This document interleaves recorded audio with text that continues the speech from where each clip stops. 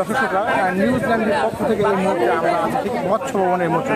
আপনারা দেখতে পাচ্ছেন যে পুলিশের এক ঊর্ধ্বতন কর্মকর্তা হোন্ডা নিয়ে আসলে এই পথটি অতিক্রম করছিলেন। ছাত্ররা বাধা দিয়েছে, সেই বাধা অতিক্রম করে উনি ট্রেনে আসলে উনি বেরিয়ে যেতে চেয়েছিলেন, এই মৎস্য ভবন অতিক্রম করতেছিলেন। আমরা দেখেছি ছাত্ররা দৌড়ে এসে আসলে ওনাকে ওনার যে দুটি পথ ওনারা রোধ করেছে এবং তারা বলছেন যে আইন সবার জন্য সমান। যেহেতু সাধারণ জনগণ এখান দিয়ে যেতে পারছে না, রাস্তা ব্লক করে দেওয়া হয়েছে, অতএব আপনিও যেতে পারবেন না। তারা অহিংস আন্দোলনের মাধ্যমে তারা আসলে বুঝিয়ে শুনে তাদের যে আন্দোলন কর্মসূচি তারা সেটাই পালন করতে চাচ্ছেন। তারা সুন্দরভাবে বলছেন যে আমি গাড়িটা নেবো না, এখানে রাখবো। কিন্তু তারপরেও আমরা দেখতে পাচ্ছি যে সাধারণ যে শিক্ষার্থীরা তারা দেখছেন যে সাধারণ শিক্ষার্থীরা তাদের কিন্তু তাদের ছাত্রদের কথা হচ্ছে যে আপনারা আমাদের বলতেন, আপনি না বলে কীভাবে কেন গাড়িটা ট্রেনে এখানে আসার, এই জন্য তারা কিন্তু গাড়িটি আটকে দিয়েছে। আমরা দেখতে পেয়েছি যে তারা যদিও ওইভাবে কোনো ঘটনাঘাত করছেন না, কিন্তু তারা কোনোভাবে যেতে দেবেন না গাড়িটা, কিন্তু তারা কিন্তু আটকে দিয়েছে গাড়িটি। পুলিশ অফিসার উনি অনেক চেষ্টা করেছেন,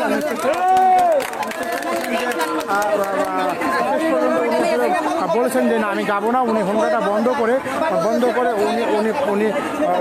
করে উনি আসলে সরে গিয়েছেন। আমরা দেখতে পেয়েছি যে সাধারণ শিক্ষার্থীরা উনি অনেক অনুরোধ করছেন, কিন্তু তারা মানবেন না, তারা কোনোভাবেই যেতে দেবেন না।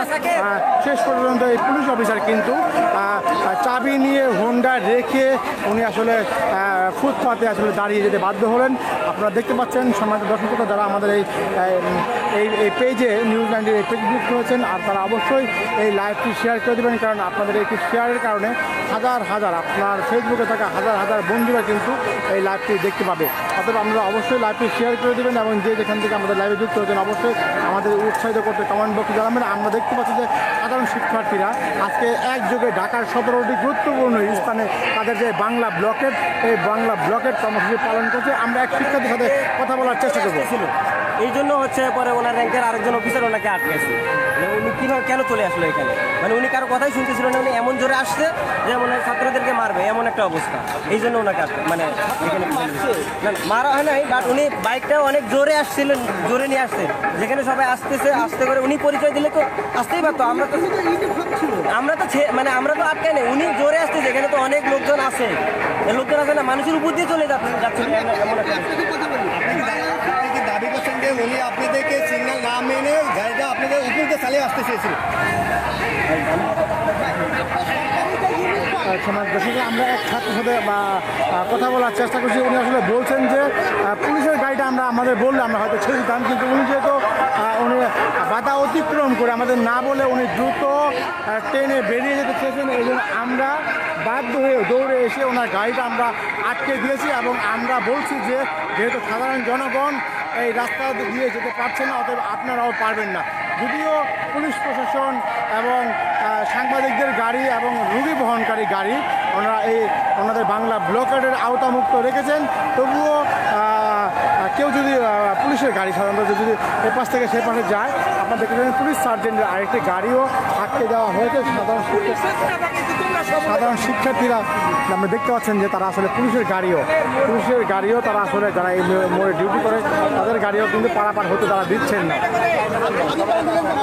ভাই ফোন দেন, আপনি ওনাকে ফোন দেন, আপনার অফিসে ফোন দেন, ওখান থেকেও ধরা না, পুলিশের গাড়ি আটকে রাখে তোমরা সব। না, পুলিশকে ছাড়া পুলিশ রাস্তায় না থাকলে কেমন আন্দোলন করে সব হয়ে যাবে। না, আমি এটা কথা বলতেছি যে কোনো গাড়িতে তোমাকে আমরা কোনো কথা দিছি আপনাদের সাথে আমাদের কোনো শত্রুতা নেই। পুলিশ রাস্তায় না থাকলে টাইম নাই, বেশি কথা বলবো না।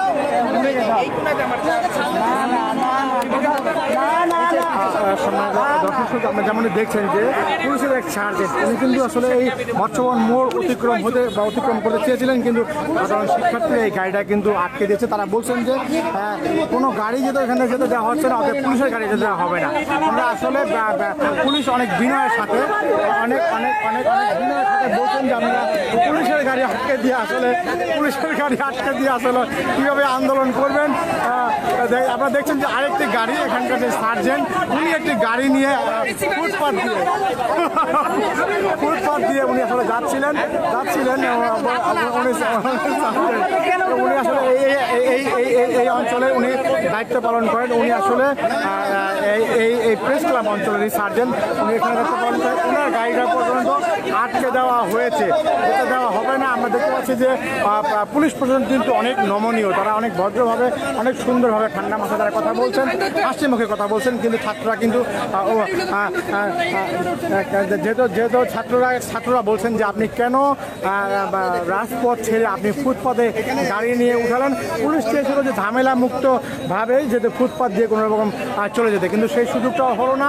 ছাত্ররা বলছেন যে আপনি কেন রাজপথ ছেড়ে কেন আপনি ফুটপাতে গাড়ি উঠালেন, আপনার জরিমানা করা হবে। আপনারা তো অন্য কোনো গাড়িকে তো এইভাবে আপনারা জরিমানা করে, এখন আপনার জরিমানা করা হবে। সম্মানিত দর্শক যারা আমাদের এই লাইভে যুক্ত হয়েছেন, অবশ্যই লাইভটি বেশি বেশি করে শেয়ার করে দেবেন এবং যেখানে যুক্ত হয়েছেন আমাদের উৎসাহিত করতে কমেন্ট বক্সে জানাবেন। আপনারা জানেন যে নিউজ নাইটের চেষ্টা করে প্রতি মুহূর্তের সংবাদ আপনাদের সামনে তুলে ধরতে, তার ধারাবাহিকতায় এই মুহূর্তে আমরা আছি ঠিক মৎস্য ভবনে। আপনারা দেখতে পাচ্ছেন মৎস্য ভবনে ছাত্ররা বাংলা ব্লকেট নামে যে তারা একটা কর্মসূচি দিয়েছে, সেই বাংলা ব্লকেট কর্মসূচি তারা পালন করছেন। তারা একযোগে ঢাকার 17টি স্থানে এই বাংলা ব্লকেট কর্মসূচিটি পালন করছেন। আমরা দেখতে পাচ্ছেন যে পুলিশের যে সার্জেন্টের গাড়ি তারা কিন্তু ছেড়ে দেয়নি। আপনারা দেখতে পাচ্ছেন যে একটি সিএনজিতে একটি রুগী নিয়ে যাওয়া হচ্ছিল, সেই গাড়িটিকে তারা কিন্তু ঠিকই ছেড়ে দিয়েছে। কিন্তু এই পুলিশের যে সার্জেন্ট, আমরা দেখেছি যে প্রেস ক্লাবের যে সার্জেন্ট উনিও কিন্তু হোন্ডা নিয়ে এই রাস্তা অতিক্রম করতে পারেননি। এখন এক ট্রাফিক যে সার্জেন্ট ওনার গাড়িটাও কিন্তু আটকে দেওয়া হয়েছে। ছাত্ররা বলছেন যে কোনোভাবেই এই পথ অতিক্রম করা যাবে না, তারা ছাড়বেন না।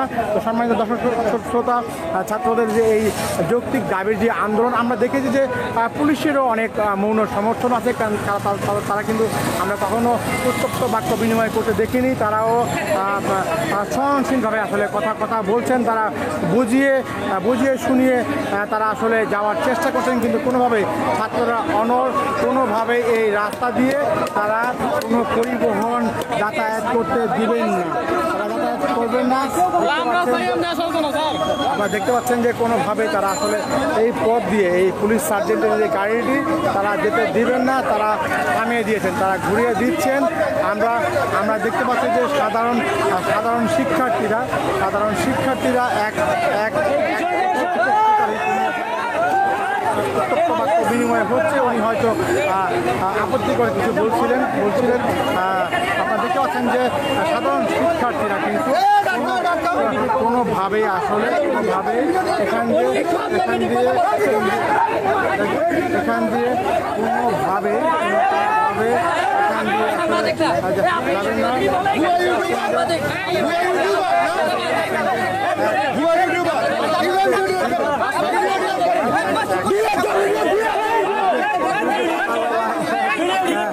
সাধারণ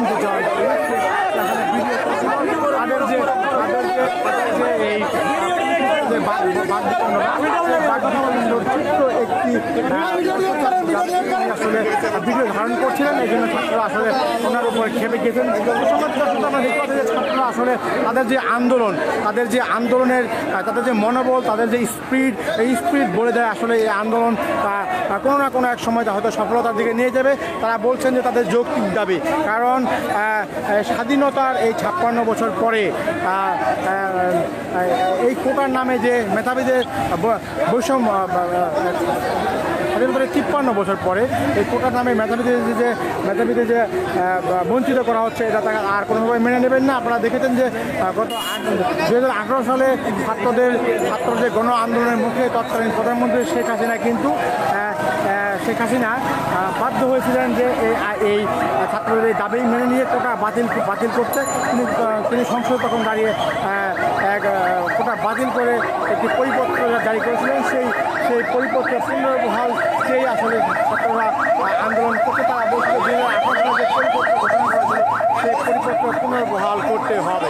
পুনর্বহাল না করা পর্যন্ত তারা ঘরে ফিরে যাবেন না, তারা পড়ার টেবিলে ফিরে যাবেন না। তারা বলছেন যে এটা আমাদের মুক্তিযোদ্ধারা তাদের শ্রেষ্ঠ সন্তান, তাদের যে ত্যাগ, তাদের যে দেশপ্রেম, তাদের যে এক সাগর রক্তের বিনিময়ে যে দেশ বিনির্মাণ, এটা আমরা শ্রদ্ধা করে সারা জীবন এই জাতি স্মরণ করবে। কিন্তু তাদের যে এই ত্যাগের বিনিময়ে তাদের সন্তানরা আসলে কোটা প্রথা ভোগ করতে পারেন, যেটা তারা করেছেন। কিন্তু এই 3 দশক পরে তাদের নাতিপুতিরা এই কোটা প্রথা 56% কোটা ভোগ করবেন আর মেধাবীরা ঝরে যাবে, এটা কোনোভাবে মেনে নেওয়া যায় না। কারণ এভাবে চলতে থাকলে দেশ মেধাশূন্য হবে, প্রশাসন মেধাশূন্য হবে, আর কোনোভাবেই তারা আর এই কোটার পুনর্বহাল তারা মানবেন না। তারা যে কোনো কিছুর বিনিময়ে তারা এখন অহিংস আন্দোলন করছেন। তারা বলছেন যে সরকার যদি তাদের উপর বল প্রয়োগ করে, প্রয়োজনে তারা রক্ত দিবেন, প্রয়োজনে জীবন দিবেন, তবুও তাদের এই আন্দোলন সফল না করে তারা ঘরে ফিরবেন না। তো সম্মানিত দর্শক শ্রোতা, যারা এখনও এই লাইভে যুক্ত হয়েছেন তারা অবশ্যই লাইভটি শেয়ার করে দেবেন, এবং যারা এখনও নিউজ 90 পেজে ফলো দেননি তারা ভিডিও স্ক্রিনে টাচ করে দেখবেন, এটি ফলো বাটন, ফলো দিয়ে নিউজ 90 সাথে থাকবেন। আমরা নিউজ 90 পক্ষ থেকে এই মুহূর্তে আমরা যুক্ত হয়েছি শিক্ষার্থীদের যে 2018 সালে যে পরিপত্র ঘোষণা করেছিল সেই পরিপত্র পুনর্বহালের যে আন্দোলন বাংলা ব্লকেট, ঢাকা একযোগে ঢাকার 17টি স্থানে তারা এই বাংলা ব্লকেট পালন করছেন। সেই আমরা সকাল থেকেই শাহবাগ 0 পয়েন্ট ঘুরে আমরা এখন মৎস্য ভবনের মোচরে আছি। আমরা দেখতে পাচ্ছি যে সাধারণ শিক্ষার্থীরা যে তাদের যে আন্দোলন, তাদের যে সংগ্রাম, তারা সেটা চালিয়ে যাচ্ছেন এবং তারা তাদের এই আন্দোলন অব্যাহত রাখবেন যতদিন না পর্যন্ত তাদের এই দাবি মেনে নেওয়া হয়। তারা প্রতিদিনই ধারাবাহিকভাবে তাদের এই কর্মসূচি পালন করবেন, এমনটা তারা ঘোষণা করবেন।